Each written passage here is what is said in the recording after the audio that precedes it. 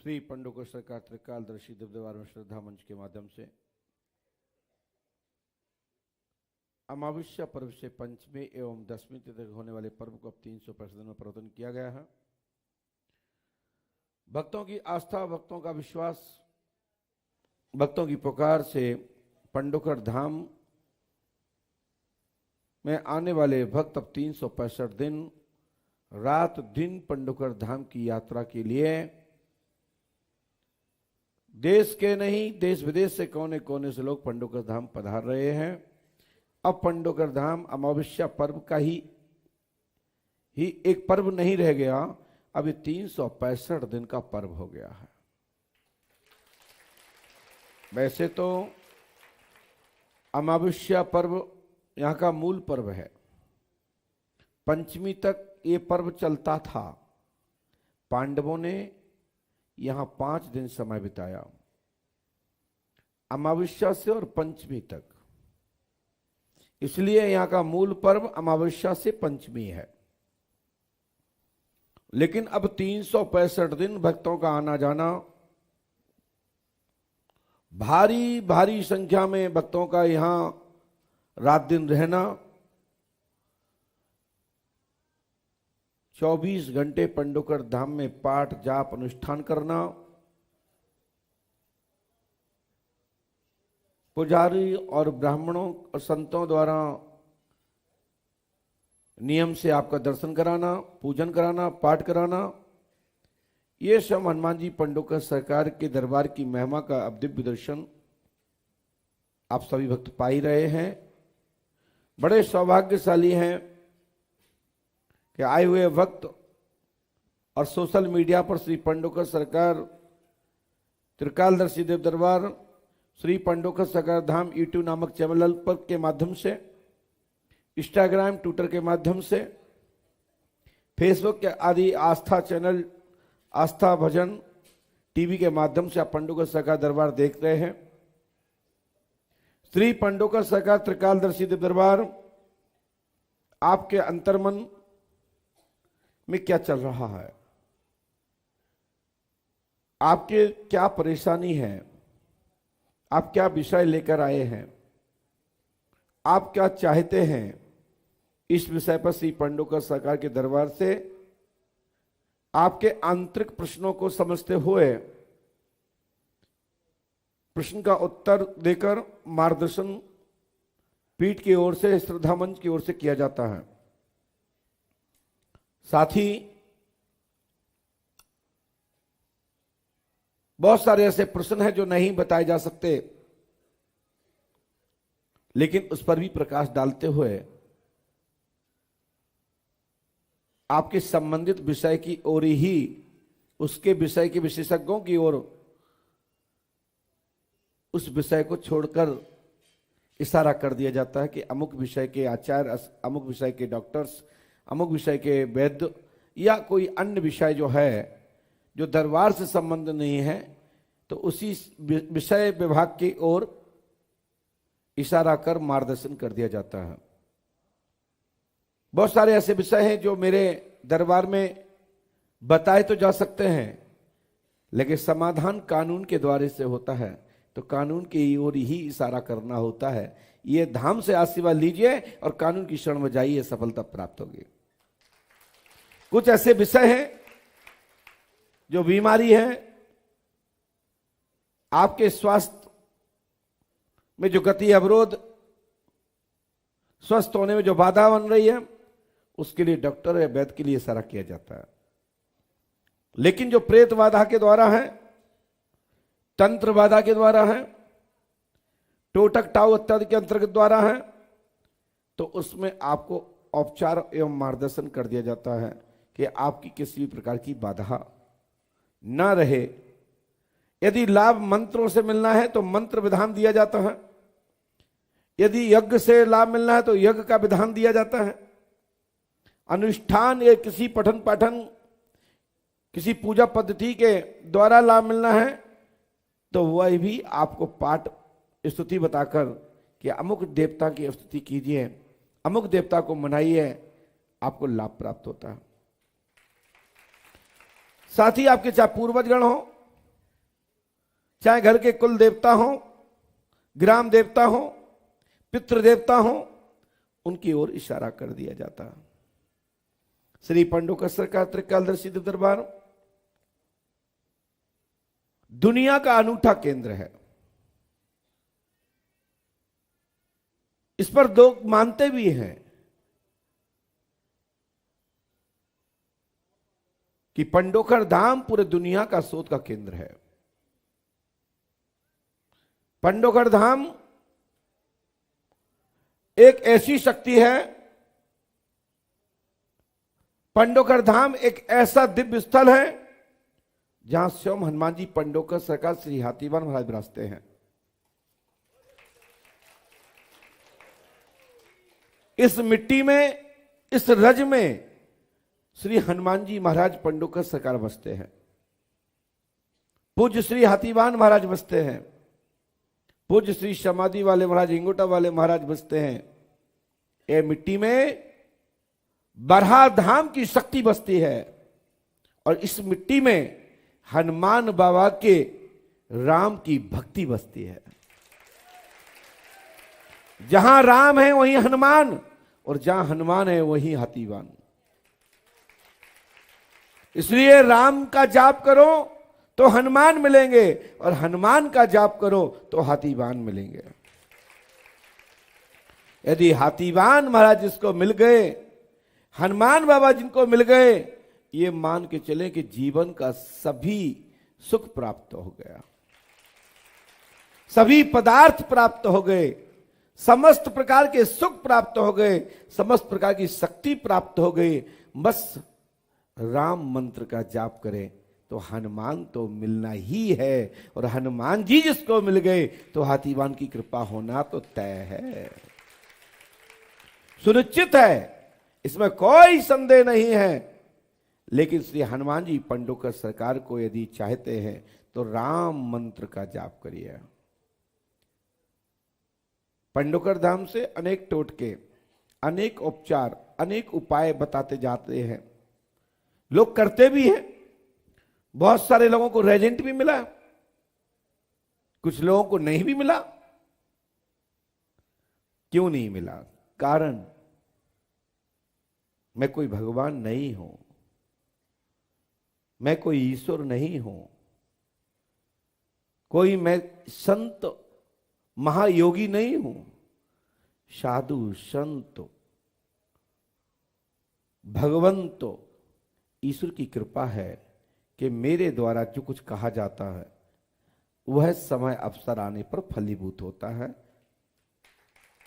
100% में यदि 80% भी है, 80% भी ये शब्द फलीभूत हो रहे हैं तो कोई साधारण बात नहीं है, ये बहुत बड़ी बात है कि 100% में यदि 80% भी यदि बात फलीभूत हो रही है तो भगवान की विशेष कृपा है। एक सज्जन बोले, महाराज आपने कहा था तुम्हारा काम हो जाएगा, मेरा काम तो हुआ नहीं। हमने पाठ भी किया, हमने जाप भी किए, हमने अमावस्या भी की, हम आपने 5 बताई, हमने 7 नहीं 11 की, जैसा बताया मूसा किया, हवन भी किया। आपने 1 माला बताई, हमने 10-10 माला 20-20 माला की। हमने कहा कि भैया हम लिखते वो हैं जो हनुमान जी का आदेश, प्रेरणा, अनुभूति होती है, जो मुझे मन में, हृदय में जो उद्गार उठते हैं वही मैं कलमबद्ध करता हूं।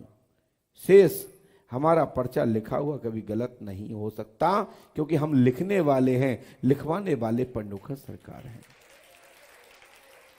मानता हूं कि आपकी आस्था होगी, मानता हूं कि आपकी श्रद्धा होगी, मानता हूं कि आपकी हमसे भी कई गुना ज्यादा भक्ति होगी, लेकिन काम में गति अवरोध रह गया तो कहीं ना कहीं निश्चित मानिए मेरे भाई, कोई ना कोई आपकी कमी है, कोई कमी रह गई है।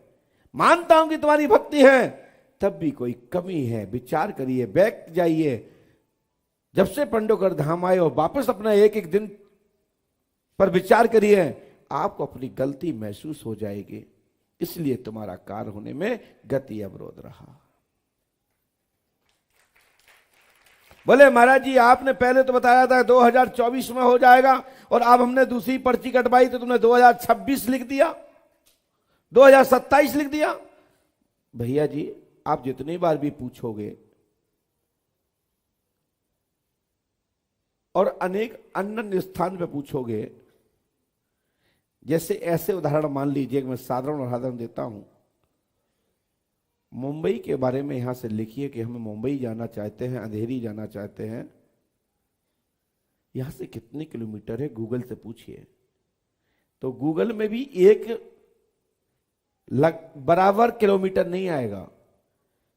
3 तरीके की रूट आएंगे कि किस रूट से आप जाना चाहते हैं, वायु के माध्यम से, रोड के माध्यम से, जंगल के मार्ग से, कैसे जाना चाहते हो, उसके भी तीनों के तीनों कैलकुलेटर किलोमीटर अलग ही आएंगे, एक ही पॉइंट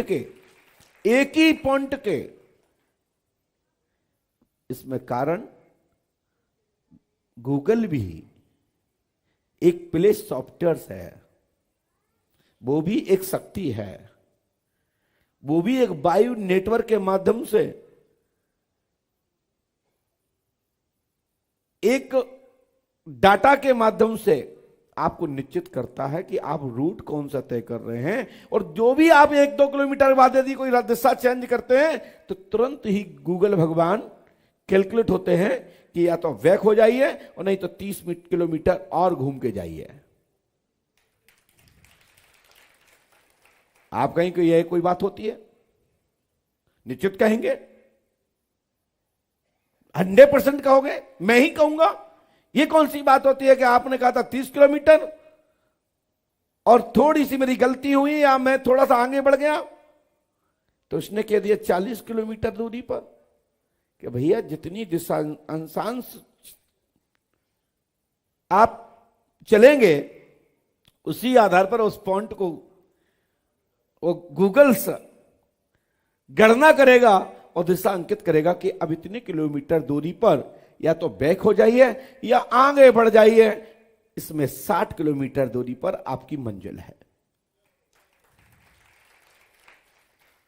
मैं कहना चाहता हूं यहां इस यदि चिकित्सा विज्ञान या डॉक्टर पद्धति से कोई भी यहां पर बैठा हुआ है और सुन ही रहे होंगे, ये मेरी लाइन नहीं है, उसके बाद भी मैं कहना चाहता हूं,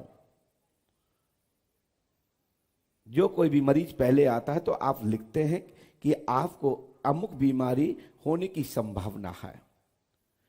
यदि वो 10-20 दिन बाद वापस जाता है, यदि उसका अच्छा खान पान, टाइम टेबल, सैन, आराम जो भी है यदि प्रॉपर किया है तो वो डॉक्टर कहता है कि आपके बीमारी में लाभ मिला है। कौन सी दवा ली है? वो कहता है मैंने कोई दवा नहीं ली, मैंने कोई, भैया आवाज मत करें, शांति बैठिए, मैंने कोई दवा नहीं ली, हमने मात्र भगवान की कृपा करें या मैंने परहेज किया और मैं ठीक हो गया। तो डॉक्टर कहता है धन्यवाद आपको कि आपके ऊपर भगवान की कृपा या आपकी स्वयं की कृपा हुई कि आप बीमारी ठीक हो गई। जो कि डॉक्टर कहता था कि ये 3 महीने की दवा खानी पड़ेगी तब ये इन्फेक्शन ठीक होगा, और तुमने बिगड़ दवा के ही ठीक कर लिया। तो कुछ लोग भगवान को देते हैं कि भगवान कृपा से लाभ मिला है, और कुछ पढ़े लिखे लोग कहते हैं ना, देखा हमारे दिनचर्या का मैंने परिवर्तन किया, हमने खान पान चेंज किया, हमने आयुर्वेदिक दवा ली, हमने शतोप्लास लिया, हमने गर्म पानी पिया, तुम ऑपरेशन कराने की बात कर रहे थे, हमने तो शहद पानी नींबू से अपना वजन कमा लिया। मेरा कहने का तात्पर्य है कुछ समय बाद यदि वही मरीज दूसरा जगह जाता है और उसकी स्थिति बिगड़ जाती है, दिशाहीन हो जाता है, परहेज नहीं करता है, तो डॉक्टर कहता है कि अब आपको टीबी नहीं अब कैंसर हो गया। तो मरीज क्या कहता है कि डॉक्टर साहब अभी तो 3 महीने पहले तो हम ठीक हो गए थे, फिर अब कैंसर कैसे हो गया? क्योंकि कैंसर इसलिए हो गया कि पहले तुमको घाव थे, वो घाव तुम्हारे परहेज से ठीक हो गए थे, लेकिन वो हरे आ रहे थे, आपने उससे कई गुना ज्यादा परहेजहीन हो गए, आप परहेजी हो गए और तुमने सब उल्टा सुल्टा कर लिया, तो अब तो फेफड़े ही गल गए, कैंसर हो गया इसमें। तो क्या इसका मतलब वो डॉक्टर गलत है? क्या इसका मतलब है कि जो पहले परहेज से ठीक हुए थे वो गलत है? नहीं, दोनों पर जगह पर सही है, परंतु उपचार बताए अनुसार करना चाहिए और समय समय पर मार्गदर्शन लेते रहना चाहिए अपने गुरु से, अपने डॉक्टर से, अपने कानूनी सलाहकार से, अपने मित्रों से, अपने परिवार के वृद्धजनों से। मैं गारंटी देता हूं कि भी जीवन में नुकसान नहीं होगा, सफलता 101% प्राप्त होगी। हमारे ऐसे कई कार्य हैं जो मैं पंडों के सरकार के साथ रहता हूं, जिनकी कृपा से लोग मुझे जानते हैं। कई ऐसे मोड़ मेरे सामने भी आते हैं, यदि मैं सोच लूं तो मैं गद्दी पे बैठना ही बंद कर दूंगा कि जब मेरा ही नहीं हो रहा तो दुनिया का क्या होगा। समझिए मैं क्या कहना चाहता हूं। लेकिन इसका मतलब यह नहीं कि हमारा नहीं हुआ, एक कार्य नहीं हुआ तो हमारे हनुमान जी बेकार हैं, मेरे पंडों का सकार बेकार हैं। नहीं, जिस दिन ये दिमाग से निकाल दोगे, आप 100 में से 10 क्वेश्चन में से 8 तुम्हारे कार्य हो गए और 2 नहीं हुए, तो उसके पीछे का कारण स्वयं जानिए, खुद ही उसका परीक्षण करिए कि 2 कार्य क्यों नहीं हुए। लेकिन आज का आदमी क्या कहता है, वाह, तब मानते जब 2 काम हो जाते तो 8 तो होना ही था। वे 8 जो काम हुए हैं 10 में से 8 जो कार्य आप हो गए वो तो होना ही था। जो नहीं हो रहा है तो वे हो जाते तो हम जानते। तो ये तुम्हें कैसे पता है कि 2 वाले हो गए कि 2 वाले नहीं हुए? इसलिए हमारे भगवान स्वयं श्री कृष्ण ने अनेकों बार ऐसी ही उलझी वही पहलुओं को अर्जुन की श्री कृष्ण ने महाभारत के दौरान रण क्षेत्र में, जहां अर्जुन के एक क्षण में प्राण जाने वाले थे, वहां पर सूर्य अस्त हो गया और वहीं उनका शत्रु धराशायी हो गया। मैं कहना चाहता हूं कि अपने ईश्वर पे, अपने इष्ट पर अंतिम दिन तक, अंतिम क्षण तक विश्वास रखिए। यदि क्षण से पहले आप अविश्वासहीन हो गए, विश्वास टूट गया, उसी क्षण आप पराजय हो गए, ये निश्चित मान लेना। अर्जुन ने तो अंतिम क्षण भी, कौरव दलों के सभी योद्धाओं ने संस्कार के लिए पूरी संविधान लकड़ियां एक साथ जोड़ती और अर्जुन उसमें अग्नि में प्रवेश करने गए, वहां तक भी श्री कृष्ण का विश्वास नहीं छोड़ा। लेकिन हमारे यहां यदि तारीख भी आ जाए, 2 दिन रह जाए, तो वो भगवान को ही सुनाने लगे। इसलिए मैं कहता हूं कि मैं भगवान नहीं हूं, बता सकता हूं, उपाय बता सकता हूं, कर्म स्वयं करना है। हनुमान जी मनोकामना पूरी करेंगे। डॉक्टर भी, किसी बड़े बड़े डॉक्टर, पढ़े लिखे डॉक्टर, डिग्री धारी, बड़े बड़े एमडीएस, जो जिस व्यक्ति के जिस विषय के होल्डर्स हैं, वो भी उनके यहां 10 में से 10 के काम नहीं होते। नोट कर लीजिएगा। लोग बात करते हैं ना, डॉक्टर पढ़े लिखे होते हैं, फलाने लोग पढ़े लिखे होते हैं, तो वहां भी 10 के 10 ठीक नहीं होते। विद्यालय में पढ़ने वाले भी 10 के 10 बच्चे पास नहीं होते। जहां से हम और आप लोग पढ़ के बैठे हैं, वहां भी एक साथ परीक्षा देने वाले 10 के 10 बच्चे एक साथ पास नहीं होते।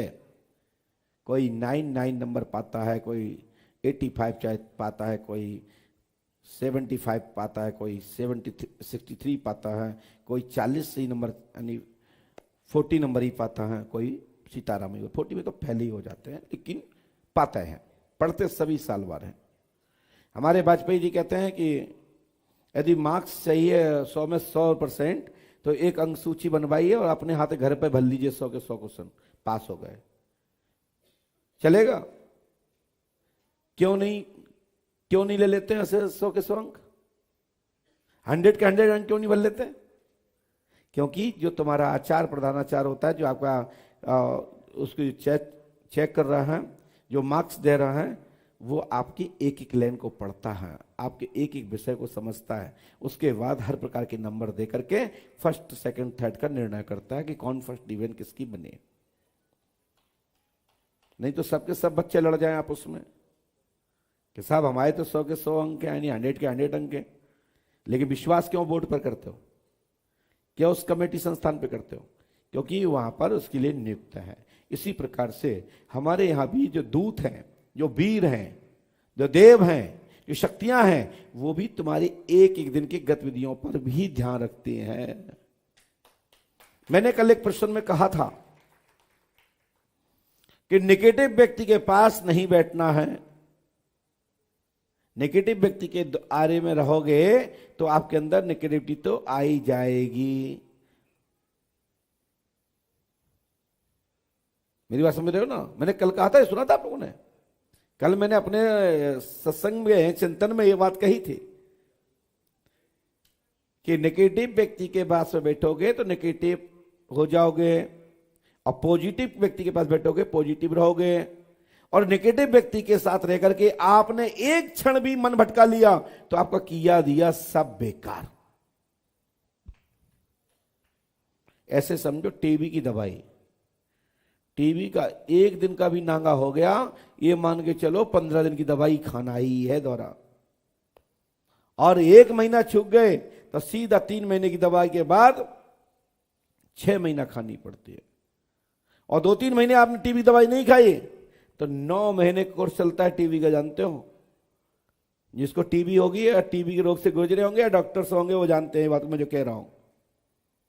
सीधे 9 महीने और 1 साल नहीं खाई एक बार दवा खाने के बाद तो उसको 5.5 साल तक टीबी की दवा खानी है और उसके बाद मरना तय है। क्योंकि वो दवा जाएगी कहां, इतना कौन खाएगा, कौन झेलेगा 5 वर्ष तक। मैं आप सबसे कहना चाहता हूं कि हम बता तो सकते हैं, कर्म स्वयं करना है। आपको बार बार पर्चा नहीं बनवाना है। बार बार पर्चा बनवाओगे, हम बार बार लिखेंगे 5 अमावस्या करें, 3 हवन करें, 3 दिन का रामायण करें, 3 नारियल बंधन करें, फिर आप कहोगे हम कर तो चुके, फिर क्या करें? तो काय को पर्चा बनवा रहे हैं बार बार? हम जितनी बार सोनोग्राफी अल्ट्रासाउंड करते हैं डॉक्टर्स, तो जो कमी पहले से होती शुरू में, उनको लगता है कि इस समय परेशानी तो नहीं बन रही है, तो वो कम से कम 8 दिन की दवा तो लिख ही देता है। नहीं जाके देख लो, जाके देख लो किसी डॉक्टर के पास, आप ठीक हो गए हो और अपना पुराना एक्सरे ले जाना और दोहरा एक्सरे कराना, तो वो फिर वो स्थान आएंगे, भले ही वो ठीक वाले आएंगे, लेकिन डॉक्टर कहेगा कुछ तो हो सकता है, दिक्कत आ सकती है, कम से कम 8 दिन की दवा खा लो, हो सकता है किसी के कारण हो। अब आप कहोगे महाराज आपने तो ठीक कर दिया था, फिर दवाई क्यों? क्योंकि डॉक्टर भी अपना नुकसान नहीं करता, तो हम कैसे अपना नुकसान रोक लें? हम भी तो नुकसान अपना नहीं करते। जितना जाप करोगे, पूजा पाठ करोगे, हमारे लिए तो फायदा है। क्योंकि हमारे जो देवता हैं, जो देवंत हैं, जो शक्तियां हैं, जो मंत्र हैं, जब जो हव होता है, हवन होता है, उससे बलिष्ठ और ताकतवर होते हैं। उनको भी तो खाना का टाइम देना ही है, उनको भी तो भोज देना है। लेकिन आप लोगों से कहना चाहते हैं कि किसी भी विषय को बार बार नहीं पूछना है। और पर्चे में जो हमारे निशान होते हैं, मुकेश जी को पता है कि मैं बोलता जाता हूं, लिखता कम हूं। हमारे विषय पर्चे में कई बार मातम हलंत का पॉइंट, @ क्रॉस हम निशान छोड़ देते हैं। एक पर्चे में 4-4 जगह पॉइंट लगा देते हैं। वो तुम्हारे बस की बात नहीं पढ़ने की, वो विशेषकर मुकेश गुप्ता या B.K. वाजपेयी जी जान सकते हैं। कुछ लोग अभी सीख गए हैं कि गुरुजी ये निशान काहे का लगाते हैं, 2, 4, 6, 10 बार पर्चियों को उसको देखा तो वो बता सकते हैं। कई बार पर्चे पर भी इतना समय नहीं होता है जो हम हर चीज विस्तार से लिख पाए। क्योंकि एक व्यक्ति अभी हमारे पास आया, वो मेरे पास बैठा होगा, यहां पर्चा बनवाया, अंदर मिला था। उनके प्रश्न कितने थे पता है भैया? 3 लोग मिले हैं, 3 लोग बैठे हैं यहाँ। जो पर्चा लिख के ले आए उनके 250 क्वेश्चन थे साहब। 14 पेज भरे थे, 14 पेज। जो देख रहे थे अंदर बैठे होंगे या दरबार देख रहे होंगे, उन्होंने देखा होगा 14 पेज, 250 क्वेश्चन। मुझे तो ये लगता है कि एक के संग 4-4 क्वेश्चन और भी होंगे। हमने पूछा भैया ये क्या चिकना से बना रखे हैं आपने? बोले भैया मैंने शॉर्ट शॉर्ट में लिखा है, इसमें भी लिखते लिखते 2.5 घंटा लग गया। हमने भाई साहब जब शॉर्ट शॉर्ट में 2.5 घंटा लग गया, और भाई साहब हम लिखेंगे तुम्हारे क्वेश्चन तो कितने दिन लगेंगे? बोले महाराज इसमें 10-50 बता दो, मूल 10-50 तो हम इतने में भी खुश हो जाएंगे। मैंने कहा भाई साहब पर्ची छोटी है, थोड़ा बड़ा कर लो। वो भैया जी, पंडित जी तो शर्मा जी, मैं आपसे कहना चाहता हूं सभी प्रश्नों के जवाब नहीं दिए जा सकते, ना लिखे जा सकते। हम प्रयास करते हैं। अशोक भैया बैठ जाइए, जा रहे हो, खुश रहो। हम प्रयास करते हैं कि मूल विषय को ही मैं लिखने का प्रयास करता हूं। सभी प्रश्न नहीं लिखे जा सकते, संतुष्ट भी हो जाना चाहिए।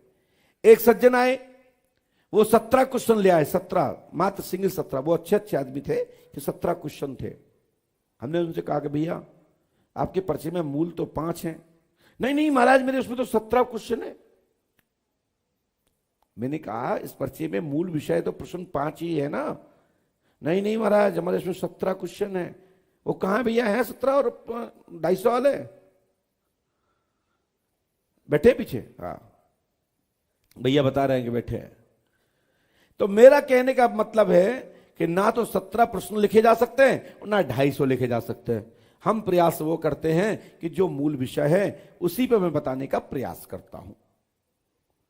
शेष आगे भगवान की कृपा।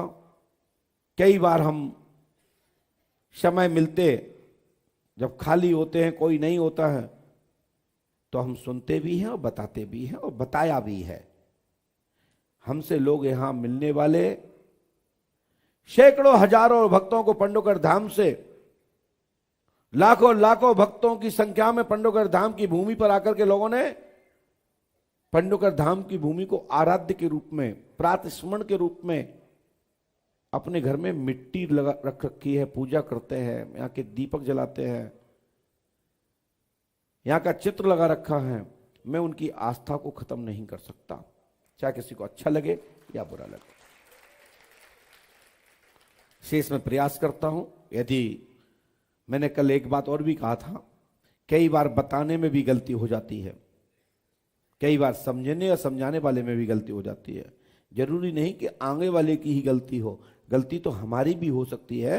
मैंने ये बात भी कल कहा था, कई और दरबारों में भी मैंने ये बात कही है। अच्छे से समझिए, नहीं तो आप परेशान हो जाएंगे। क्योंकि आप कई बार भावुकता में नहीं सुनते, समझते, नहीं मानते, उसके बाद फिर रोते कि महाराज आपने कहा था, आपने कहा था। हमने तो जो कहा था उसका तो वीडियो भी बनता है, उस वीडियो को देखिए। तो हम बोलते कई बार बहुत ज्यादा हैं, लिखते कम है। हाँ, जब हम पढ़ के सुनाते हैं तो हम पॉइंट बाई पॉइंट बताते जाते हैं। इसमें कोई अक्षर नहीं लिखा होता तो मैं भावुकता में निकल भी गया सेंटेंस में, तो हम रोक भी देते हैं कि इसमें ये चीज नहीं लिखी है, ये मैं बोखात बोल रहा हूं। जैसे हमने लिखा पुत्र रत्न की प्राप्ति होगी, तो कई बार बोल दिए पुत्र होगा, तो हम फिर बोलते हैं कि इसमें पुत्र रत्न लिखा है, पुत्र रत्न की प्राप्ति लिखी है, होगी होगा में नहीं, होगा लिखा है, होगी नहीं। तो वो शब्द का खेल है। इसलिए पर्चे का भी उत्तर प्रश्न के साथ ही छुपा होता है। प्रश्न का उत्तर प्रश्न में ही छुपा होता है। तो कई बार साधकों को समझ लेना चाहिए, कई बार हम मर्यादा के बस नहीं बोल पाते, तो वहीं ही लिख देते हैं उसी प्रश्न के पीछे तत्काल लगा हुआ कि आपने आयु की कामना की है परंतु आगे ईश्वर मालिक है। उत्तर हो गया कि जो आप आयु मांग रहे हो वो आयु उतनी नहीं है। लिखता हूं कि नहीं लिखता हूं? कितने पर्चों में लिखता हूं ऐसा? कई सैकड़ों पर्चों में मैं लिखता हूं महीने में।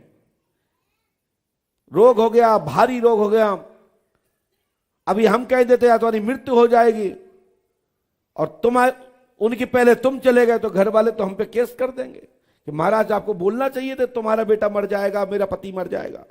इसी सदमा में बाहर निकलते ही न पड़ गए तो केस तो हम पे हो जाएगा। तो हमें लिखना पड़ता है कि आप फलाने अमुक रोग के संबंध में आए हैं, लेकिन ठीक होने की स्थिति बन रही है, परंतु आयु कम है, आयु कम है, खतरा बन रहा है, ईश्वर मालिक है। तो प्रश्न के साथ उत्तर डाल दिया हमने कि आप जो स्वास्थ्य बीमारी के लिए आए हैं उसमें लाभ मिल जाएगा, परंतु ज्यादा आयु नहीं है। कई बार डॉक्टरों के यहां लोग ठीक हो जाते हैं, घर आने के बाद 2-4-6 महीना जीते हैं और चल बसते। लेकिन रिश्तेदार लोग क्या बताते हैं, क्या हो गया था? बोले साहब पहले कैंसर था, ठीक तो हो गए थे, घर अच्छे से आ गए, लेकिन 5-10 दिन रहे, एक ठसका लगा, चले गए। बोले कहां का कैंसर था? बोले चेस्ट का। बोले ठसका कहां से उठा? बोले चेस्ट से। तो नास्तिक आदमी ने कहा कहां ठीक हुए थे? ठसका लगा वही में तो मरे।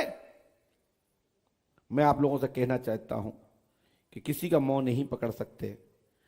बीमारी से लाभ मिल गया, आयु जितनी थी उतने रहे, चले गए, क्योंकि इस संसार में सबकी आयु फिक्स है।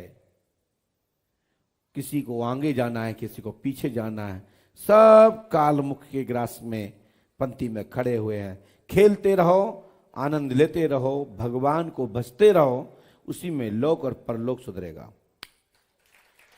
संसार में आनंद पूर्वक जियो, खुशी से अच्छा अपना जीवन बिताओ और परमार्थ के कार्य करो, उसी में ही तुम्हारा संसार में नाम स्थापित रहेगा। योग युगों तक, कल्प कल्पांतर तक महापुरुषों के नाम ऐसे ही चलते आ रहे हैं, वो अमर है। लेकिन सभी के ध्येय परिवर्तित हो गए हैं। इसलिए मैं इतना ही कहकर अपनी वाणी को विराम, चलते दरबार की ओर, क्योंकि मन चिकित्सा भी करना है और अभी यज्ञ का काम चल रहा है, तो उसमें भी समय समय पर देखना पड़ता है। पंडोकर धाम में 23 अप्रैल से होने वाले यज्ञ में सभी भक्तजनों को सादर आमंत्रण। जहां जहां तक ये बात पहुंच रही है सोशल मीडिया के माध्यम से, और उपस्थित सभी भक्त लोग अपने परिवार, मित्र, अभी अपने देवी देवताओं को भी साथ लाइए। चलिए कि हम पंडोकर धाम का यज्ञ का दर्शन कराएं।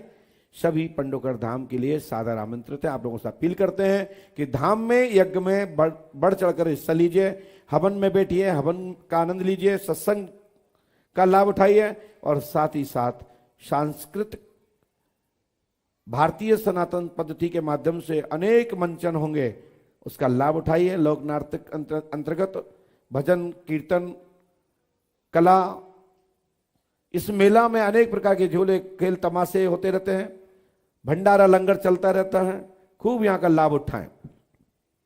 और साथ ही दरबार भी लगेगा, दरबार का भी लाभ उठाइएगा। जय श्री राम, जय श्री पंडोकर सरकार। बोलिए श्री पंडोकर सरकार की। हाँ हाँ हाँ हाँ 2026 हो गई है, तो पहले तो हम आपकी प्रार्थना कर लें और ये 2026 हमारी फलीभूत हो, इस प्रकार आप कृपा करें। ठीक है, बैठ जाइए, माइक रख दीजिए। हम तो चाहते ही हैं कि सबका कल्याण हो, सबका भला हो।